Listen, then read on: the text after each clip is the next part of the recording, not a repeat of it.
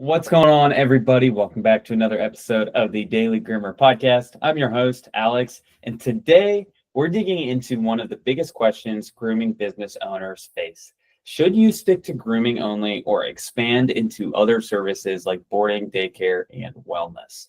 Well, our guest has been living this strategy for more than a decade now. Tammi is the owner of Wishbone Pet Care in the greater Houston area. She runs a 14-person operation that offers grooming, boarding, daycare training, and holistic wellness all under one roof. She's been running and growing this business since 2011, and she is here to share what works, what doesn't, and what she's learned about running a multi-service pet care business along the way. Tammi, thank you so much for joining us today, and welcome to the show. Thank you. Thank you for hosting this. Appreciate it. All right, so Tammi, you've been at it for a while now, but I want to actually just start with a big question right away for you, if you're okay with it. Yeah, absolutely. Most grooming businesses focus it on grooming only, right? Maybe a little retail, but most of them focus on grooming only because they come with a grooming background and they have that dream of starting a business one day, and grooming is the first place to start. I'm curious, take us back to your early journey, and how did you guys start? Was it grooming only? Are you a groomer yourself, or did you start with other services first? Okay. Well, first and foremost, I have a kind of a plane just flew by, so hopefully it's not a big deal. But okay, never mind. We're good. So, honestly, I don't have a grooming background. I'm not a groomer. When I intentionally to open my pet facility, I am already know that I will be a business owner and not a groomer. Also, I have two kiddos at the time. One was like, I was actually pregnant when I opened Wishbone Pet Care. So I know that I will have kid along the way, and I want a business that I can still work, but not be able to tie myself into every day, all day, and it wasn't the lifestyle that I'm going to be able to accommodate that. So that being said, so to be clear, I'm not a groomer. I do take a few classes just so I can understand the background of a grooming industry, but I never really hand-on and be in. And so I give kudos to all the groomer for being super patient. I mean, it's a tough industry, and they're doing amazing with just being patient with the pet. I don't have that talent. So yes, my business was always start out with the pillar. Originally start out with just boarding, grooming, and daycare, and then we slowly integrate into trainings and wellness. Yes. Okay, got it. And so you're not a groomer. Did it scare you starting the business without being a groomer yourself, or was this something that you almost wanted to use as an opportunity that, hey, I'm not in the industry, and so maybe I can look at it from a different lens? Yeah. I think that, in any business you open, whether you are an expert in that area or not, it's always scary because there's a lot of unknown, so, but I think that you just have to take that leap of faith. And if your intention was in the right place, and being a business owner, you definitely work harder than you work for anybody, any company, right? You don't get the 8 to 5 anymore. You don't get the the weekend off or anything. Sometimes you work more than anybody, but I think there's a rewarding behind it. So yes, it definitely a scary thought. If I was to do all over again, I may not be able to, but at the time, it seemed to make sense, and I want to provide a facility where, because I have a dog that I adopted, and then I understand from a customer perspective, what does that mean? And so I feel like there is a area where I can answer that pain for the customer. And so that's kind of give me a little bit more encouragement to push forward for this whole business concept. Yeah. Makes sense. Now, you just glazed right through it, like so fast about how I just started with grooming, boarding, and daycare, right? But to a lot of us, I mean, and myself included, that sounds extremely intimidating to start with all 3 business units. Even starting with just one, I have all the same problems of, okay, finding clients, finding groomers, finding staff. That's just on the grooming side, setting my prices, etc. And then on the boarding, same thing. Like, okay, what do I do for my pricing? How do I find staff? How do I find whatever, right? You just said, hey, I just started with these 3 pillars. If you could take me back to when you started, what did you do to start all three at once? And maybe what are some mistakes you can share that you would do differently if you were to do it again today? Yeah. I think that for me, I feel like you start one or you start three is, and this is my perspective. Yeah. I feel like it's equally. I feel like the reason that I tend to do more than three, because I feel like it can piggyback from each other. So you don't put all your egg in one basket. And then I really just, go for it, because I believe that if I serve one area and if that doesn't go well, I don't have another services that I can piggyback, and so I feel like and I want to be providing a services where the customer feel like, well, if I'm boarding my dog here, I can just give my dog a bath when it's exit out. So it's kind of hand in hand in some level. And so the concept was just like, you either do, three that you can piggyback. So in case of one doesn't go well, then you have the other two hopefully can kind of pick up on some of the area. And in any industry, there's going to be ups and down, right? There's going to peaks and off peaks, right? So I was hoping that if there is a time that, one is not doing really well, then the other one can kind of help support it during that off peak season or whatnot. So yes, but the beginning is definitely a challenging, especially finding a good groomer.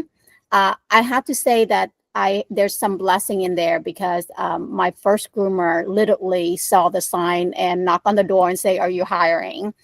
And I remember she's actually was pregnant with me too. She was 3 months, and it was risky. And she said, "Hey, I want to be very transparent. I'm pregnant. Are you okay with that?" And it's funny part, because later on I was talking to one of my friends, and she's like, "Tammy, you crazy. You're hiring somebody that coming in that's already pregnant." And I don't see it that way, And it turned out this groomer worked with me for 10 years, yeah. So our kid was the same age, and I just think that sometimes you give people opportunity and you'd be amazed what that relationship turned out. But yeah, I think part of it is also a blessing, because she literally just came to me, and so I was very, very thankful for that. And it is challenging at the beginning. I remember she coming in and she didn't have any dogs, and stuff like that.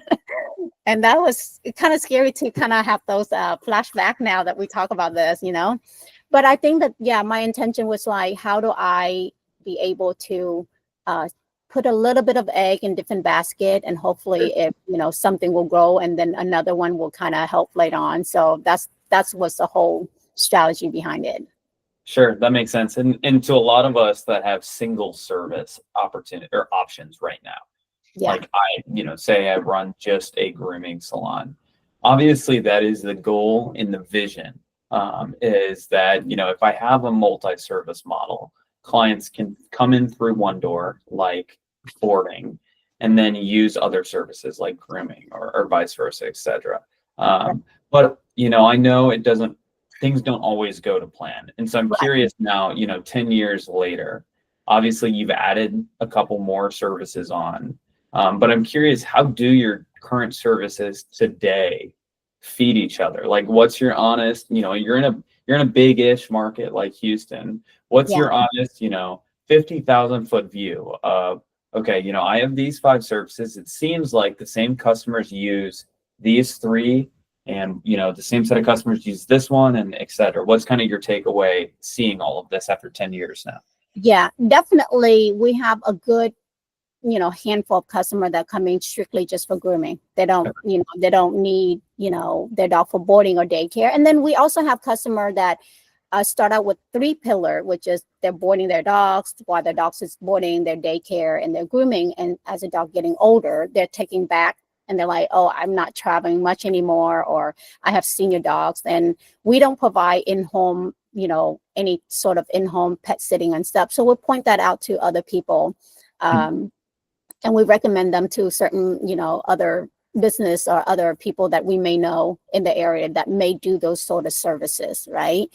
So yes, we definitely see there's one group of handful that's strictly, because grooming is more essential, your dogs will need to get groomed, especially you have those kind of breed that you have to get their groom, you know.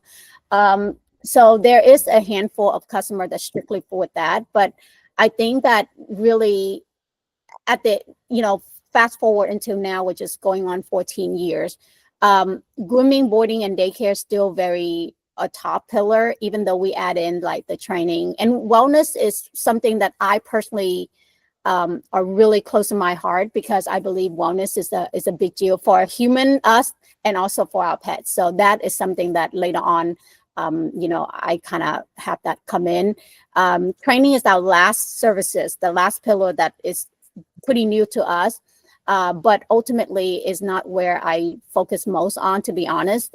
So grooming, boarding, and daycare will be the three pillar that I say that's really holding down the foundation. Okay. Yeah. Awesome. I'm going to give you another hard question right off the gate here, Tammi. Putting you on the spot. You don't have to tell us any numbers, but Sure. I am curious from a share, from a ranking. Could you rank those 5 services in the elements of the revenue that they bring into Wishbone? I would say percentage-wise, if you take the pie out, I would say like 40% or from grooming and 40% are boarding. They're Wow. really, yes. Okay. And care will be like, you know, the 18%, and anything else is miscellaneous, the wellness and things like that. Now, we don't have a huge square feet. Like we're running on a 3,400 square feet. So dominantly our facility is dedicated to grooming and the boarding space most. We have a little bit of retail in the front, probably about 300 to 400 square feet up front for retail. And we're very, very strict on what we put it into our, you know, lobby area for retail. So wellness is something that we hand on, because I mean, most of groomer will agree to this. They're the one that's seeing a lot of things. You know, they're the one that see the skin issue, the ear infection, or anything that sometimes pet owner don't even see it, you know, the hot spot. Yeah. So having those area that we notice that they're coming in a lot, we do offer certain kind of products that will kind of enhance that. So instead of you going to the vet and get that prescription, here we are, we can try something more holistic or more wellness.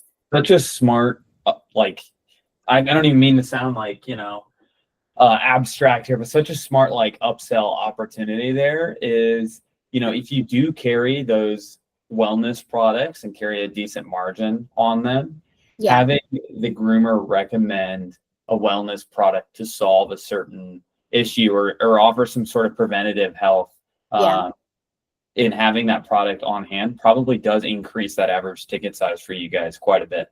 Yeah. And, you know, our front staff really have to do a lot of education. I have to give them that, because not only do we carry like, you know, ear cleaning or hot spot spray or anything like that, we also carry dog food that in line with that. You know, there may be a dog food that have blueberry in there that high on. So all the dogs that have a lot of like tear stain and all the gunky stuff that coming from the ear, we're like, you know, yes, you can get the eye wipe, but you also have to changing their diet too. You know, if they continue to have the same diet, you're going to have the same issue, and you can wipe all you want to, but it's not going to change the facts that they're going to come back being like that, you know. So we also want to educate them in that level as well too. How do you do that, Tammi? Because I know, especially as you grow your team, right? You guys are at 14 now. It's one thing for you to track and stay current with all of the health trends and all, you know, all of the goods and bads of pet food, pet treats, etc.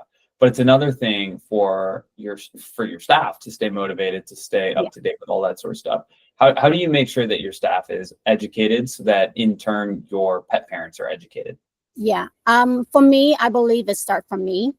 I believe that, you know, I have to have the knowledge and be able to guide them. And I also kind of like their pillar to come and they have their own pet. And then when they have issue, I'm able to provide enough information to kind of tell them why, you know, wellness for ourselves and for our pet is important, because they can see it for themselves. And I firsthand, I see that in my dog, you know, not to get into sidetrack, but, you know, one of my dogs have a stroke.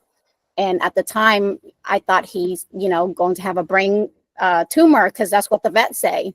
And I spoke to one of the pet nutritionists, and she gave me some guidance. And within the very short period, it's a big change from a dog that was like can't walk anymore. Half of his face is just froze, and so many other issues within a short time frame. I was able to see a big difference. So I'm the first hand seeing how wellness change in our pets. So I'm very gung ho about that, and I pushing my staff, and my staff seeing that the intention was there, and they get to try it too. Most of the products in our store, I say, if anything you want, try it on your pet, because they can't sell if they don't know their own experience. So definitely you have to do that. And I go to a lot of conference, pet expo, global, super zoo, and I'm really hand-on with like the vendor. Even if they come into our store, I'm like always sitting out and meet them. And I actually push my staff to dissect the brand, go in and interview this vendor, go in and really give them hard question. What's concern, make them answer those concerns, because when they're here themselves, they can understand more, Wow. Yeah. It's obviously you're very passionate about wellness. I want you to speak real quick to the folks maybe that are passionate about wellness, but are maybe a little bit more pessimistic about integrating it in their salon. Tammi, what are your personal beliefs or opinions on where can you morally draw the line between pet care service, provider, right, and a vet? So a vet, is that right? Is that what I'm hearing? Yeah, okay. Right. So I tell my customer and my team straight up, vet they're good with what they're doing. They're always, for me, I always believe like, just hear me out. Here's a second opinion, and do your vet research, because I never want to be the one that the customer feel like, oh, I wish I knew that, but no one told me, right? But at the same time, I don't want them to feel like, oh, I wish I should have gone with my vet and not going with holistic, because everything's out there. There's way. I mean, there are cancer, there are pet cancer, and there are medication and therapy that's actually will help the pet. Honestly, I have heard customers say, hey, my dog is on a lower, cheaper brand, and my dog is lived to 17, 18 years. Great, good, good for that pet. No Right. judgment, right? I always tell customer, like, just second opinion, it doesn't hurt. It's just giving you the information, the detail, and then at the end of the day, you're going to be the one that advocate for your pet, So I always want to give the customer that extra information, and then how they want to utilize it is all up to them. And I have seen a lot, and I'm sure other groomers see other things too on here. Yeah, we see a lot of story. Oh, I'm sure. And thank you for sharing that personal belief, because I know that, I think controversial is the wrong word. I think it's just like, it's something that so many of us are so passionate about, wellness. I do too. There's such this stigma around like, oh, I can't say anything because I'm not a vet, right? Yeah. And, to some aspect, you can't, maybe diagnose medical conditions for sure, right? But that doesn't mean you can't speak up if you do see something, or offer advice, whether that be taken or not is not your call, right? Yeah. I have some great customer that come in and support us for so many years, but very stickler with the vet. Like, oh, my vet tell me that I have to do this. If I don't do it the way they want me, they're not gonna, they're not gonna care for my pet anymore, or they're not gonna, and I step back. I say, sure, no problem. I just want to share you the detail. At the end of the day, you're gonna be the one that advocate for your pet, And so part of me is like, I don't want to sound like I don't want to take responsibility, but I don't want them to have somebody else to blame. I want them to have the information so they can make a better judgment. Yeah. Totally. Last question on the wellness category here. Again, just because you are so passionate about it, it's such a hot topic. From a business owner hat, separate the passions here. Is there money to be made in wellness outside of product and outside of retail? Absolutely. I think that, with the way things are right now, you really have to be creative. You have to be really adding every single little percent into your ticket, because now it's not about I think this industry now, and especially in the grooming industry, I feel like it's so saturated, right? That you really have to add even anything into that ticket. We have mobile, we have people even I have customer that just go to Amazon and buy a clipper, and then they go to town with their dog, and then they're like, yeah, I can groom too. And I was like, oh no. And they come back with the dog's really in a bad shape, but it's the industry that's get so popular that it starts to be saturated. So you just have to be a little bit creative in the sense that how do you add the ticket? So even if it's 30%, 40% profit, that's still profit, Yeah. For me, I think that if you adding, and I'm so sorry, there's another playing flu vibe. That's okay. I can't hear it honestly, so Okay, I think Google does a good job at wording it out. Sure.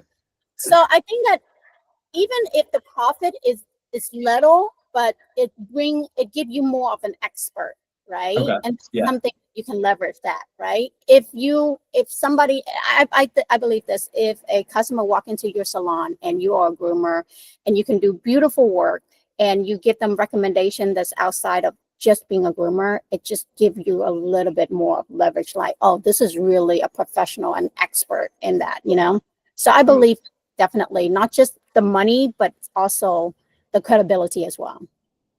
And the credibility lends itself to customer lifetime value, right? Yeah. If they believe that you're a credible expert, they'll keep coming back, even if that dollar isn't right there. It keeps them coming back. Okay, I want to shift gears real quick, just to be cognizant of time, over to the operational structure that goes behind managing multi-service operations here. So you have a team of 14. If you don't mind, could you give myself and the audience some insight into, like, how does it shake out? Your team of 14, what are the roles behind all 14? Just so we have an idea on, like, resources behind each of these 5 services. Absolutely.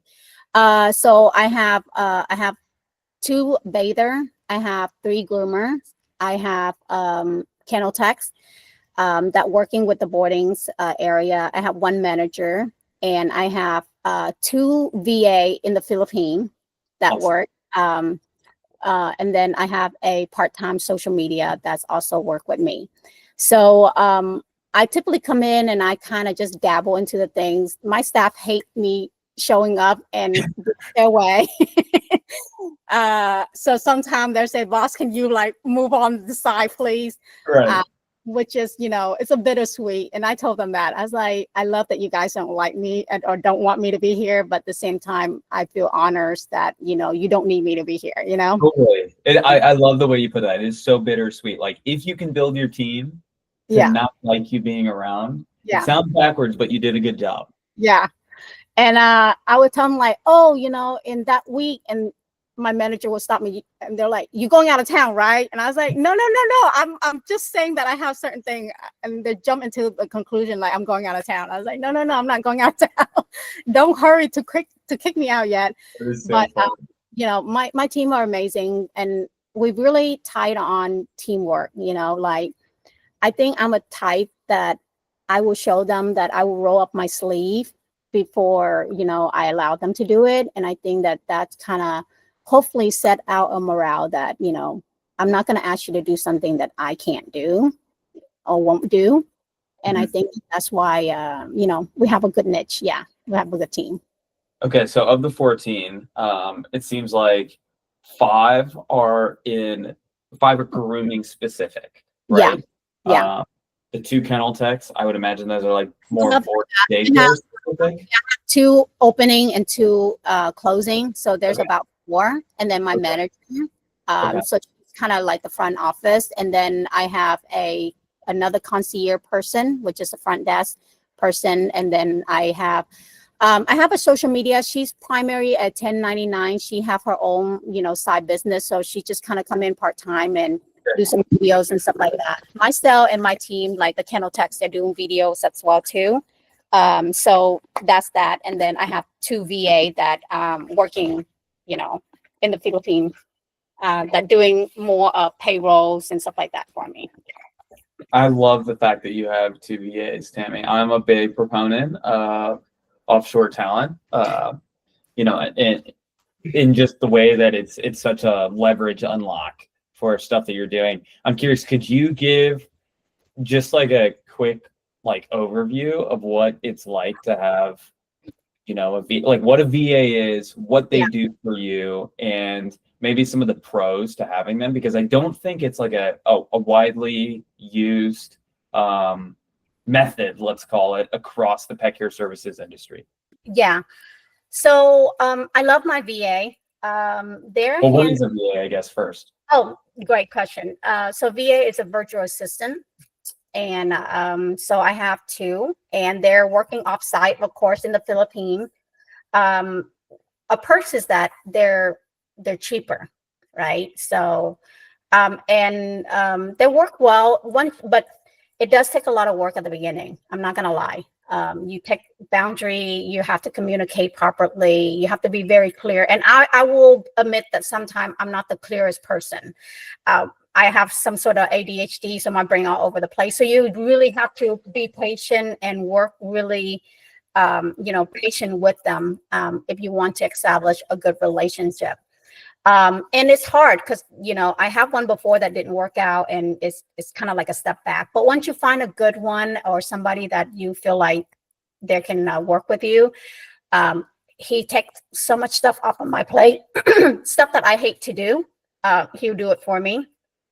So tracking KPI for all the team, he do all that legwork. He's actually calling all our customer the next day or two to check in and make sure that the services went well. So he also doing some sort of customer service too. And because they're Philippine, they speak pretty decent English. Now, not all of them, but you just have to find the one. But yeah, he called every single customer that, grooming yesterday or the day before, and he'll call every single one of them, checking in. How was the service? Is there anything that you need? That sort of thing. So it's good to have that services because we can hear feedback. And if there's any customer that's not happy, we can quick fix that before it can become like a review online or something like that. He helped me do payroll, make sure everybody paid properly. I have to say I love that, because I hate to have and this is my preference. So please, people don't be upset, but I personally don't like my manager have to do payroll, only because I don't want any of team member to know how everybody get paid and all this stuff. Right. So being a person that's outside of the company doing that, they're not really, they don't get into that kind of, situation. So that's my personal,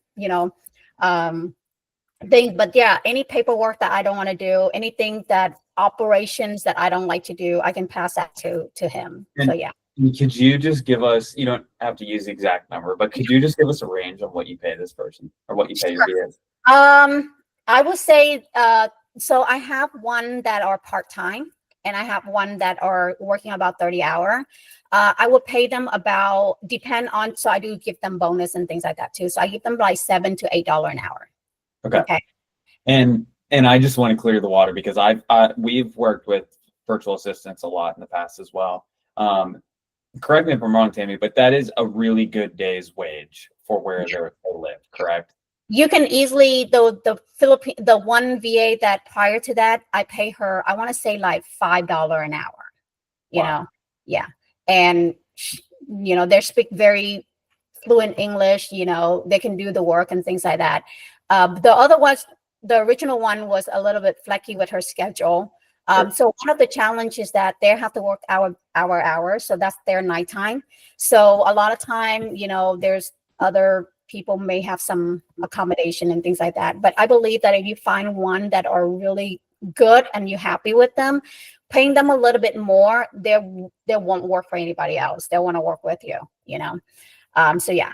That's cool. All right, Tammi, as we round the corner here, I always like to leave on one like nugget of advice. And I thought pretty long and hard yesterday about what I want this question to be.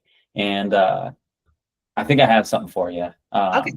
So what I'm thinking about is most of our audience, I mentioned this before we hit the record button today, is not multi-service. And if they are, they're one or two services in their business. Obviously, you've been at it for a while and you have more than 1 or 2, right? You're up to 5 plus now at this point. I'm curious, if someone is interested in exploring and wading in the waters of multi-service, how would you recommend they start? Right. And what I mean by that is really like, how would you recommend, whether it's picking which one or even like testing it with the clients or whatever that may be? So for me, I really think it's no brainer. If you offer boarding, you have to offer daycare. Okay. It's kind of like getting a hamburger without a patty. It just doesn't make sense, right? They go hand in hand. Most of the time, if the dogs are in your facility and they're staying with you overnight, during the daytime, you can actually you don't even have a big space. My business started out with a 1,700 square feet and with 3 services. It was fun. I will tell you that. My groomer most likely would not want to go back to, but we make it work. And we didn't start out with 5, 2 bather and 3 groomer. We started out with just like, 2 groomer, and we didn't have a bather back then. Like our groomer would do A to Z, and we have a small little outside fence area. So you can make it happen. Like you can make it work. So boardings and daycare typically go together. And that's like, I don't want to say easy money, but at the same time, it's like the money is on the table. You Sure. just literally have to grab it, because if the dog's staying with you overnight in the daytime, you can easily sell daycare to that. Yeah. No pet parent want their dog to be in the kennel all day. So that's like a really, easy sell. For me, I'm glad that I went that route with having 3 services, and it makes a lot of sense because every dog I wouldn't say every dog, but most of the dogs that boarding, especially if they're boarding for a long time, they want the dog to come home clean. So there you go. You can add that extra service into the boarding too. So it makes sense, and it will help kind of, adding those extra, ticket and things like that. Yes, it's definitely going to be a little challenge. Everything that you start out new is going to be challenged. I'm not going to lie, like training right now is a huge challenge for us. Like, how do we sell that, right? And some point, before there's a lot of people say, hey, do you offer in-home pet sitter and things like that? So you just really have to think really hard and say, do you want to spread yourself? Because you don't want to be spreading yourself too thin, and you don't want to be that one restaurant that's serving every single dishes. Totally. And none of them is good. So at some point you do have to draw the line and say, how can I provide less and more, but totally. be able to provide a good income for yourself too. Yeah. If that makes sense. Yeah. No, I mean, that was perfect, Tammi. I appreciate that. Tammi, give us a quick shout on where folks can learn more about yourself or Wishbone. Sure. So my company name, Wishbone Pet Care. Website is wishbonepetcare.com. If you have any question, you can reach out to me. It's Tammi, TAMMI at wishbonepetcare.com. So you can reach out to me via email, and I'd be happy to answer any question. Awesome. Tammi, thank you so much for coming on today and sharing everything from your multi-service strategy to your wellness takes. I really appreciate you giving kind of an inside look into the behind the scenes of Wishbone. Alex, thank you for hosting this. I mean, I love your projects. I love everything that you do for the community. This is a great community, and you have a good intention and an integrity behind the work. And I appreciate you having me on here. So thank you for doing that. Oh, Tammi, you're too kind. I really, really appreciate it. It's people like you that keep the community going. So thanks so much for coming on, and we'll have to come in and check in on you in the next year or so. Yeah, anytime. And if anyone have any question, I'm happy to help. Awesome. Thanks so much, Tammi. That's the Thank pod. you.